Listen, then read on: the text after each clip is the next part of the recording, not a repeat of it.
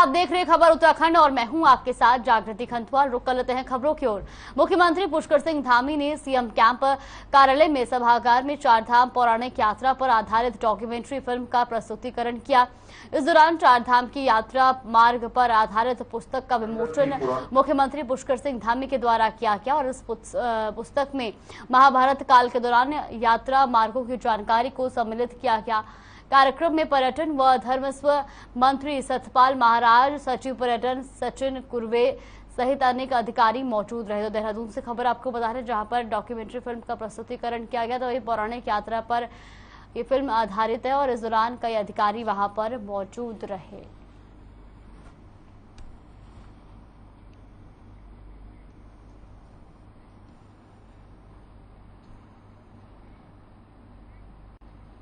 खबर लालकुआं से है, जहां निजी कार्यक्रम में पहुंचे कांग्रेस के कद्दावर नेता प्रतिपक्ष यशपाल आर्य ने प्रदेश की धामी सरकार पर जमकर हमला बोला है। उन्होंने कहा कि जब से प्रदेश में बीजेपी की धामी सरकार दोबारा सत्ता में आई है, तब से आम जन को कोई राहत नहीं मिली है। प्रदेश में बेरोजगारी से उत्तराखंड का नौजवान परेशान है। साथ ही उन्होंने प्रदेश की बीजेपी सरकार पर तंज कसते हुए ये भी कहा कि चुनाव से पहले जिन विभागों में रोजगार देने की बात की गई थी, उनमें भर्तियां शुरू नहीं हो पाई हैं और महंगाई चरम पर है।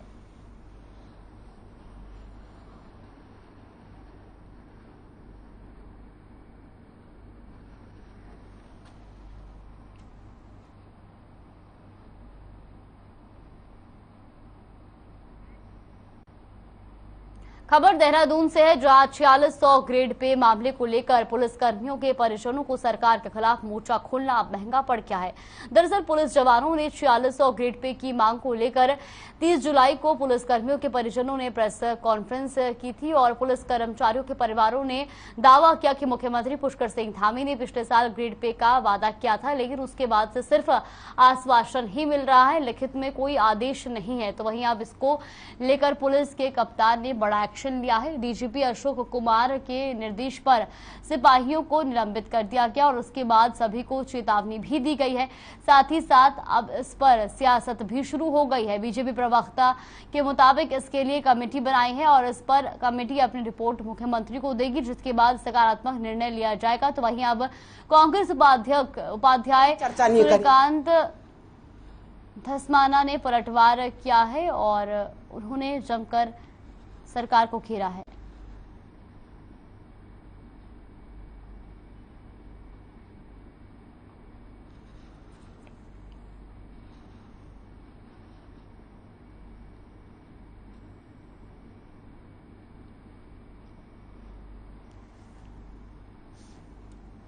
तो 4600 ग्रेड पे के लिए सरकार के खिलाफ परिजनों का मोर्चा खोलना पुलिसकर्मियों को भारी पड़ा है। आपको बता दें कि डीजीपी के निर्देश पर सिपाहियों को निलंबित किया गया है।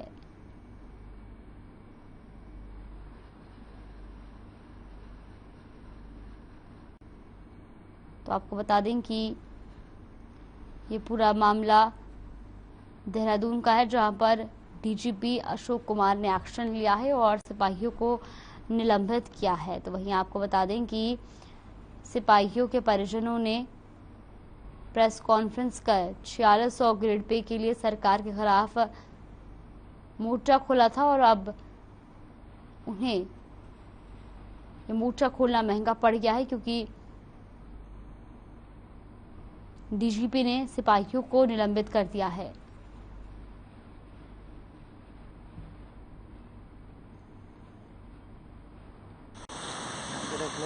हवा हवाई साबित हो रही है।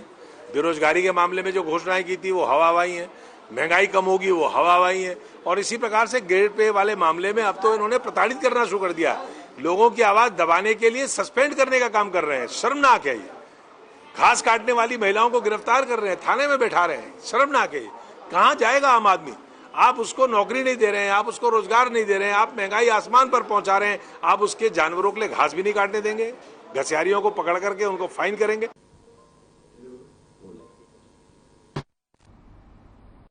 प्रदेश की राजधानी देहरादून में ग्रिड पे 46 100 किए जाने की मांग को लेकर पुलिस के परिजनों ने प्रेस वार्ता करते हुए ग्रेड पे की मांग उठाई थी, जिसके बाद अनुशासनहीनता का हवाला देकर 3 पुलिसकर्मियों को सस्पेंड कर दिया गया था।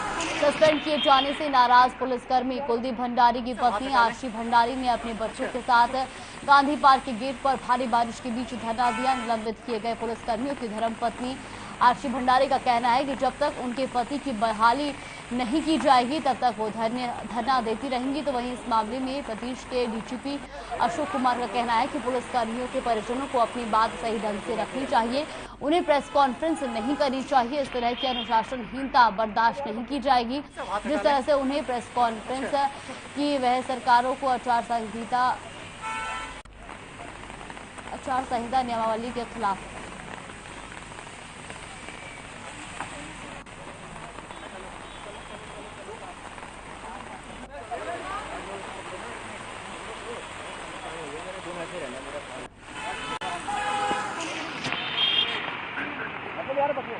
सब हाथ हटा लें। अच्छा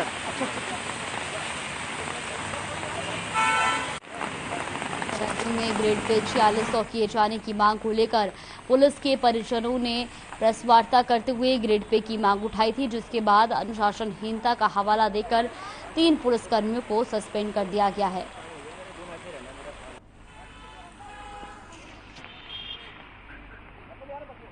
सब हाथ हटा लें। अच्छा तो वही निलंबित किए गए पुलिसकर्मी की धर्मपत्नी आशी भंडारी का कहना है कि जब तक उनके पति की बहाली नहीं की जाएगी तब तक वो धरना देती रहेंगी। वहीं इस मामले में प्रदेश के डीजीपी अशोक कुमार का कहना है कि पुलिसकर्मियों के परिजनों को अपनी बात सही ढंग से रखनी चाहिए, उन्हें प्रेस कॉन्फ्रेंस नहीं करनी चाहिए। इस तरह की अनुशासनहीनता बर्दाश्त नहीं की जाएगी। जिस तरह से उन्होंने प्रेस कॉन्फ्रेंस की है वो सरकारी आचार संहिता नियमावली का उल्लंघन है।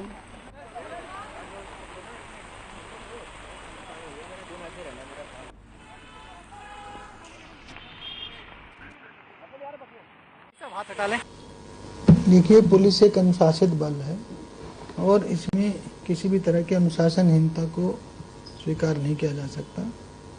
इस तरह से जो उनके परिजनों द्वारा प्रेस कॉन्फ्रेंस की गई वो सरकारी सेवा नियमावली के जो आचरण नियमावली है उसके नियमों का उल्लंघन है।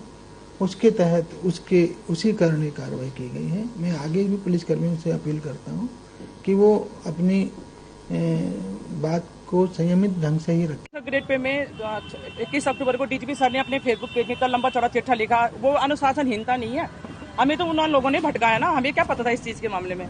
तो अगर हमारे लिए अनुशासन है तो अधिकारियों के लिए भी अनुशासन होना जरूरी है। अल्मोड़ा में लगने वाले पौराणिक नंदा देवी मेले को लेकर तैयारियां तेज हो गई है। इस साल इस मेले का आयोजन बड़े भव्य तरीके से होगा, क्योंकि बीते 2 सालों से कोविड काल में इसका आयोजन नहीं हो पाया था। अल्मोड़ा नंदा देवी का मेला पौराणिक और ऐतिहासिक है। मेले को लेकर मेला समिति भव्य आयोजन करने की तैयारियां कर रही है। मेले की तैयारी 1 महीने पहले ही शुरू हो चुकी है। ये मेला जितना अपनी धार्मिकता को दर्शाता है उतना ही ये अपनी संस्कृति के लिए भी प्रसिद्ध है। मेले की तैयारियों को लेकर महिलाओं में खासा उत्साह दिखाई दे रहा है। वहीं आपको बता दें कि नंदा देवी मेले की जो तैयारियां हैं वो शुरू की जा चुकी हैं।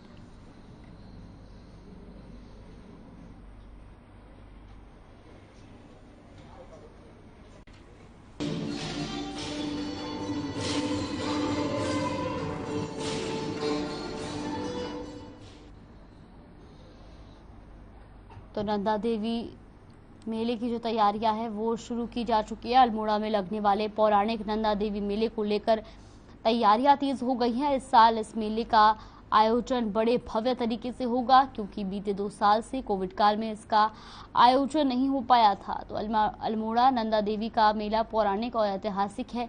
मेले को लेकर मेला समिति भव्य आयोजन करने की तैयारी कर रही है। मेले की तैयारी 1 महीने पहले ही शुरू हो चुकी है और ये मेला जितना अपनी धार्मिकता को दर्शाता है उतना ही ये अपनी संस्कृति के लिए प्रसिद्ध है। मेले की तैयारियां जो है वो भव्य तरीके से की जा रही हैं और मेले की तैयारियों को लेकर महिलाओं में खासा उत्साह दिखाई दे रहा है।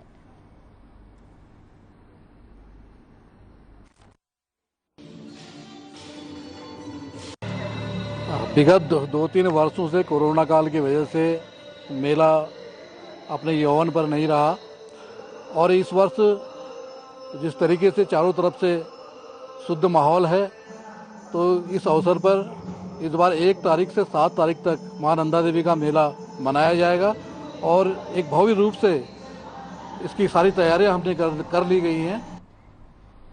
पिथौरागढ़ जिले के उच्च हिमालय क्षेत्रों में रहने वाले लोग अब बरसात के दौरान हेलीकॉप्टर सेवा के जरिए अपने गांव जा सकेंगे।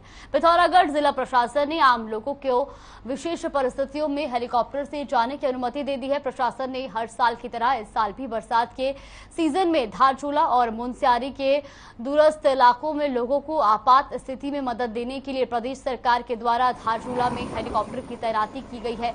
आपको बता दें कि बरसात के दौरान जिले के व्यास, दारमा, मिलम और चौदास घाटी की अधिकतर सड़कें बंद हो जाती है। ऐसे में यहां रहने वाले लोग अपने गांव नहीं पहुंच पाते हैं।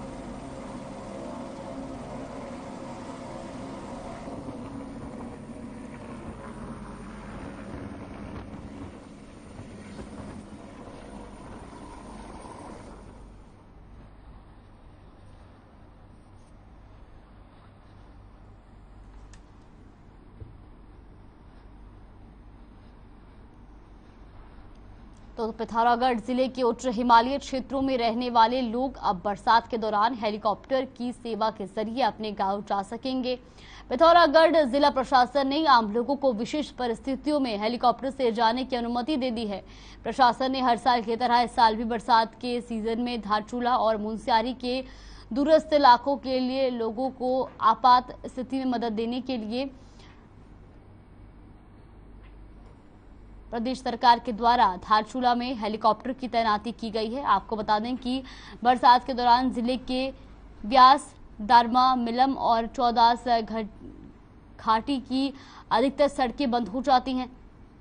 ऐसे में यहां रहने वाले लोग अपने गांव नहीं पहुंच पाते हैं।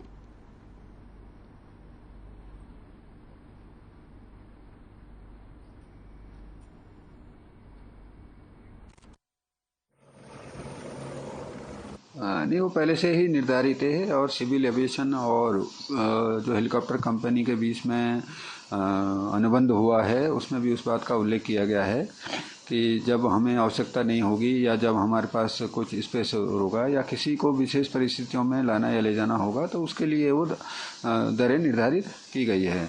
जो आपदा में प्रभावित होंगे, जो बीमार होंगे, उनके लिए तो फ्री की सेवा है और उन्हीं के लिए रखी गई है। प्राथमिकता प्रभावित के लिए और बीमार लोगों के लिए रखी गई है।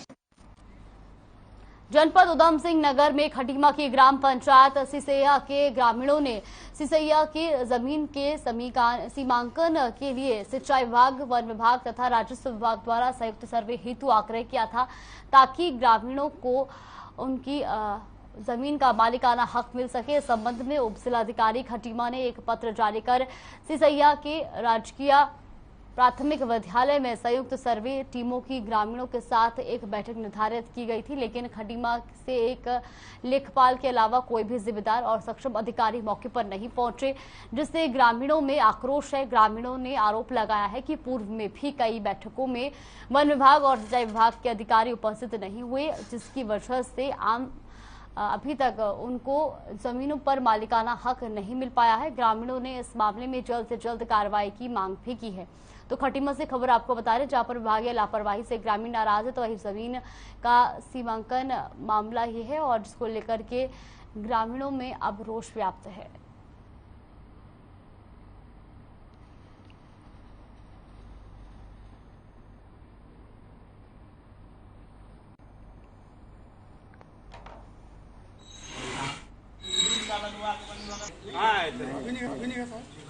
आप वाइट दीजिए, एक वाइट लीजिए गुरु जी।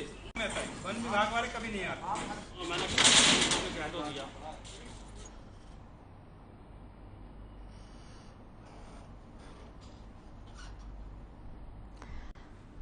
तो आपको बता दें कि खटीमा से ये खबर है, जहां जनपद उधम सिंह नगर में खटीमा की ग्राम पंचायत सिसैया के ग्रामीणों ने सिसैया की जमीन के सीमांकन के लिए सिंचाई विभाग, वन विभाग तथा राजस्व विभाग द्वारा संयुक्त सर्वे हेतु आग्रह किया था ताकि ग्रामीणों को उनकी जमीन का मालिकाना हक मिल सके। इस संबंध में उप जिलाधिकारी खटीमा ने एक पत्र जारी कर सिसैया के राजकीय प्राथमिक विद्यालय में संयुक्त सर्वे टीमों की ग्रामीणों के साथ एक बैठक भी निर्धारित की गई थी।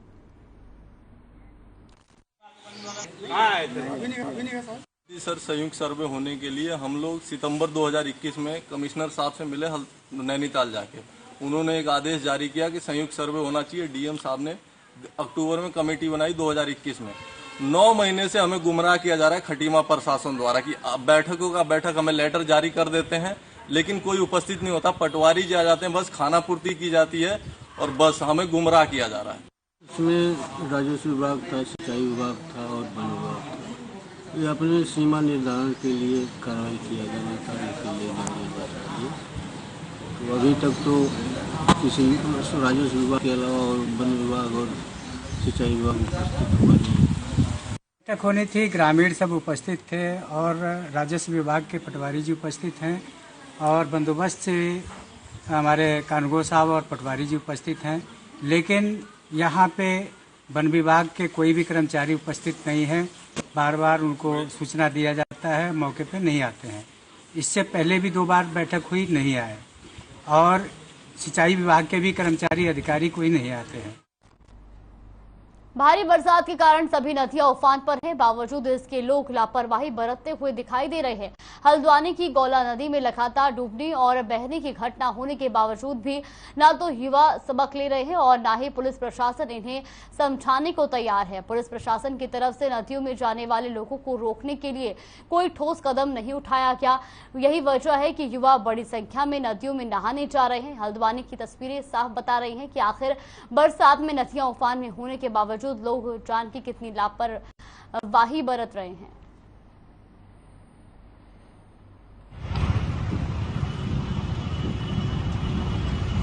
इसमें निश्चित रूप से स्थिति अनाउंस पूर्व में किया जा चुका है और आज भी लगातार किया गया है। अगर कोई व्यक्ति ऐसा पाया जाता है तो उसके इस कृत्य के लिए जो ऐसा कर रहा है तो उसके खिलाफ कार्रवाई की जाएगी। Thank you. प्रतिबंधित पॉलिथीन का प्रयोग ऋषिकेश में धड़ल्ले से किया जा रहा है। नगर निगम की टीम ने प्रतिबंधित पॉलिथीन के साथ कई दुकानदारों को पकड़ा है, जिनके खिलाफ नगर निगम की टीम ने चालान काट जुर्माना वसूल करने की कार्रवाई की है। सफाई निरीक्षक सुभाष सेमवाल ने बताया कि प्रतिबंधित पॉलिथीन के खिलाफ लगातार चेकिंग अभियान चलाया जा रहा है। आज भी चेकिंग अभियान चलाया गया तो कई दुकानदार प्रतिबंधित पॉलिथीन का प्रयोग करते हुए पकड़े गए, जबकि सभी दुकानदारों को पहले ही बैठक कर अवगत कराया गया था कि किसी भी प्रकार की प्रतिबंधित पॉलिथीन पकड़े जाने पर उनके खिलाफ कार्रवाई की जाएगी।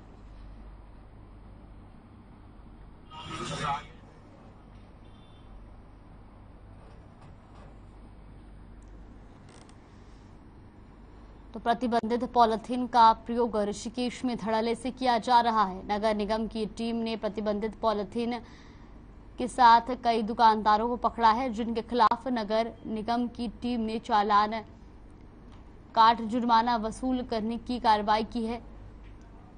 सफाई निरीक्षक सुभाष सेमवाल ने बताया कि प्रतिबंधित पॉलिथीन के खिलाफ लगातार चेकिंग अभियान चलाया जा रहा है और आज भी चेकिंग अभियान चलाया गया तो कई दुकानदार प्रतिबंधित दवाइयां और प्रतिबंधित पॉलिथीन का प्रयोग करते हुए पकड़े गए। और आपको बता दें कि सभी दुकानदारों को पहले ही बैठक कर अवगत कराया गया था कि किसी भी प्रकार की प्रतिबंधित पॉलिथीन पकड़े जाने पर उनके खिलाफ कार्रवाई की जाएगी। तो आपको बता दें कि दुकानदार जो कि प्रतिबंधित पॉलिथीन का प्रयोग कर रहे हैं उन पर ये कार्रवाई की जा रही है और उनके चालान भी काटे गए हैं। तस्वीरें भी आप देख सकते हैं जहां पर दुकानों में चेकिंग करते हुए अधिकारी नजर आ रहे हैं।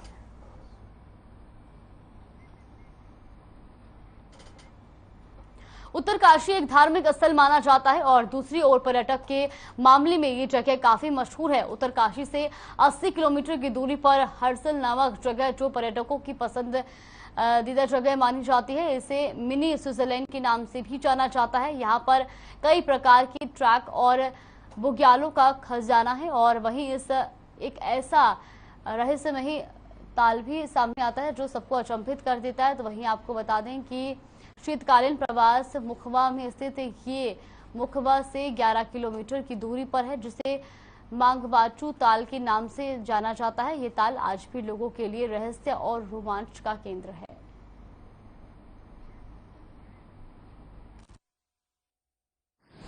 इस तालाब का महत्व ये है कि यहाँ जब भी आदमी शांति से जाता है तो वो तालाब केवल शांत रहता है। यदि आपने किसी भी प्रकार की बातें अगर वहाँ पे करने शुरू कर दी या किसी प्रकार का वाइब्रेशन कर दिया तो वो ताल जो है उबलने लगता है। जो इतिहास है, जो मंगवाजी ट्रैक की जो कहानी हमारे जो बुजुर्ग बोलते हैं वो काफ़ी अच्छी है। जैसे मंगवाजी ट्रैक में जाते हैं, यहाँ पर भोलेनाथ का या किसी देवी देवता का नाम निकालते हैं, अपने इष्ट देवता, जैसे हमारे ग्राम सभा देवता है, समेश्वर देवता का नाम निकाल, तो ये पानी उबलना लगता है। काफ़ी ठंडा पानी है और काफ़ी अच्छा लगता है। यहाँ पर काफ़ी अच्छा सुकून हमें मिलता है। तो हमें सरकार से यही विनती है कि जो हमारा ये ट्रैक है इसको एक बड़ा नाम दे, उसको सरकार के उसमें इसका एक देश भर में मनाए जा रहे आजादी के अमृत महोत्सव के तहत हर घर तिरंगा अभियान की शुरुआत की गई है, जिसके चलते देश भर के प्रत्येक घर में तिरंगा फहराए जाने का लक्ष्य रखा गया है। वहीं इसकी तैयारी बीजेपी पदाधिकारियों और कार्यकर्ताओं ने भी शुरू कर दी है। वहीं विकासनगर में भी क्षेत्रीय विधायक मुन्ना सिंह चौहान सहित उनके साथ मौजूद उनके समर्थकों और पार्टी पदाधिकारियों ने भी अपने अपने सोशल मीडिया प्लेटफॉर्म पर तिरंगा लगाकर इस अभियान की शुरुआत की है। तो विकासनगर से खबर आपको बता दें, जहां पर हर घर तिरंगा अभियान की शुरुआत की गई, तो वहीं विधायक मुन्ना सिंह ने अपनी प्रोफाइल बदली है और सोशल मीडिया पर भी कार्यकर्ताओं और नेताओं ने तिरंगे की पिक्चर को अपनी डीपी पर लगाया है। सभी सम्मानित नागरिकों का देश की आजादी के अमृत महोत्सव का इस पवित्र पर्व पर हमारा परम कर्तव्य है, पवित्र कर्तव्य है कि हम देश की आन बान शान और अभिमान का प्रतीक अपना राष्ट्रीय ध्वज तिरंगा हर घर पर लहराएं। फर्जी करारनामा दिखाकर रुद्रपुर की एक फर्म से 38 लाख रुपए की धोखाधड़ी करने वाले शातिर को ट्रांजिट कैंप पुलिस ने लखनऊ से गिरफ्तार किया है। आरोपी राशन कार्ड टेंडर देने के नाम पर लोगों को ठगने का काम करता था। आरोपी के खिलाफ नैनीताल जिले में भी धोखाधड़ी का मुकदमा दर्ज है। ट्रांजिट कैंप पुलिस के मुताबिक बीते 11 जून को अक्षय बाबा मेसर्स जीविका एंटरप्राइजेस के मालिक ने पुलिस को शिकायत दर्ज कराई थी कि ज्ञान प्रकाश निवासी गोरखपुर हाल निवासी गोल मार्केट महानगर लखनऊ और उसके एक अन्य साथी द्वारा बताया गया था कि उनकी कंपनी युवा शक्ति और टेक महिंद्रा के बीच पूरे देश भर में ई राशन कार्ड बनाने का करार हुआ था। फिलहाल पुलिस ने आरोपियों को गिरफ्तार कर आगे की कार्रवाई शुरू कर दी है।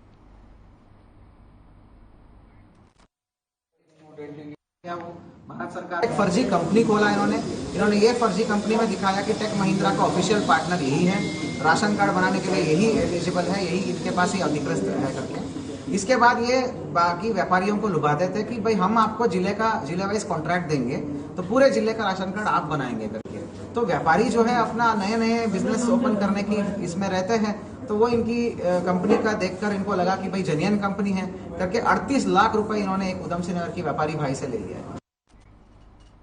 जसपुर में मोहर्रम को लेकर सुरक्षा के लिए खास इंतजाम किए गए। इसी के चलते थाना परिसर में शांति व्यवस्था को लेकर पीस कमेटी और मोहर्रम कमेटी की बैठक हुई।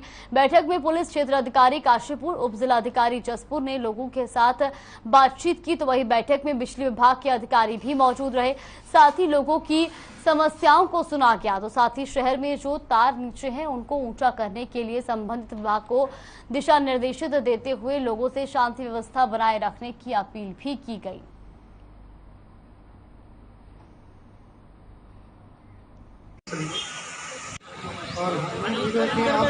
मुहर्रम कमेटी और पीस कमेटी को दोनों को बुलाया गया था और उनसे जो मीटिंग की गई थी उनकी समस्या भी सुनी कि जो है मुहर्रम के दौरान जब मुहर्रम ताजिए निकलते हैं उसके दौरान क्या क्या समस्याएं आती हैं। अन्य विभागों को भी बुलाकर उनकी समस्याओं के निराकरण के लिए भी निर्देशित किया गया है और उनकी जो समस्याएं हैं अभी जो है हम लोग जो है सब। खबर उत्तराखंड में फिलहाल के लिए बस इतना ही। आप देखते रहिए हर खबर।